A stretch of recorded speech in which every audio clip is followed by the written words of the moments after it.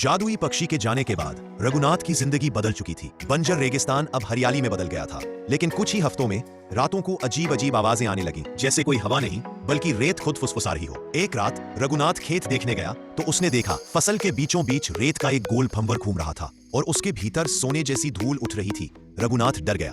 अचानक वही जादुई पक्षी उसके सामने प्रकट हुआ। पक्षी बोला, रघुनाथ, ये हरियाली हमेशा नहीं टिक सकती।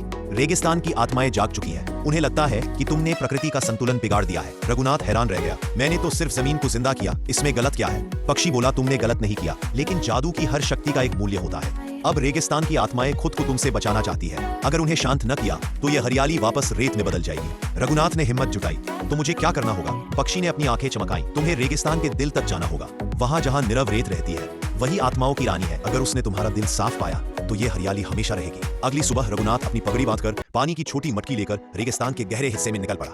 रेत तप रही थी, हवाएं अंगारों जैसी थी और रास्ता अनजान, लेकिन रघुनाथ बिना रुके चलता रहा। कई घंटों बाद वह एक विशाल, शांत, पूरी तरह आवाज रहित रेत के मैदान में पहुंचा। यह था नीरव रेत का क्षेत्र। अचानक जमीन कांपी और रेत से एक विशाल, चमकदार आकृति उभरी। रेगिस्तान की आत्माओं की रानी।